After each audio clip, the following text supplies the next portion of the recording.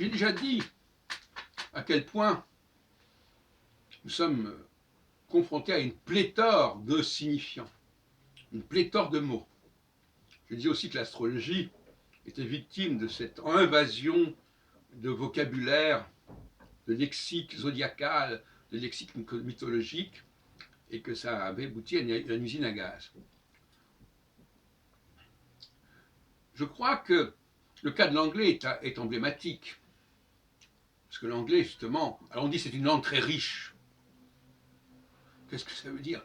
Une langue très riche où il y a un nombre considérable de synonymes. Et en réalité, ils vont dire, ah non, mais c'est pas tout à fait le même sens. Allez, on va couper les cheveux en quatre.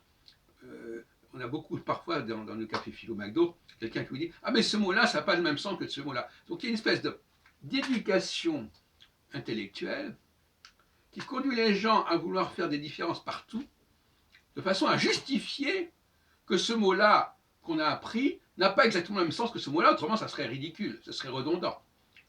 Il faut cacher qu'il y a un double emploi. Alors moi je suis plutôt favorable à ce que j'appellerais les racines. Voilà. Il faut rétablir la fluidité des racines dans une langue. À partir de ce moment-là, il y a très peu de mots finalement. Parce que ce n'est pas les mots qui nous intéressent, ce sont les racines. Et une racine peut produire un grand nombre de mots. Ça, je ne sais pas si ça a été abordé par Saussure, cette question. C'est plus tout à fait le rapport signifiant-signifié, mais on est dans le même champ de réflexion. De même qu'il y a, finalement, plus de signifiants que de signifiés, en réalité, quand on y pense. Puisque justement, comme je viens de le dire, on a des tas de mots qui renvoient grosso modo à la même chose. Mais on a aussi beaucoup plus de mots que de racines. Et si tel mot conjugué, décliné, avec un adverbialisé, conjugué, etc., alors chaque fois on va dire c'est des mots différents, on n'en finit pas.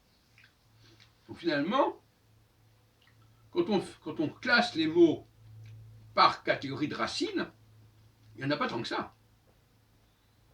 Parce qu'il faut apprendre ce que ma grand-mère expliquait dans son bouquin l'orthographe d'usage rendu facile, qu'on trouve sur Internet, sous le nom de Claude Jonquière, qui était son pseudonyme, emprunté à la rue de la Jonquière, dans le 17e arrondissement de Paris. Nous avons la nécessité de relier systématiquement, non pas sémantiquement, parce que sémantiquement, ça veut dire qu'on va mettre des mots qui n'ont rien à voir au niveau des racines entre eux, mais étymologiquement, si on peut dire, radicalement, si on peut dire,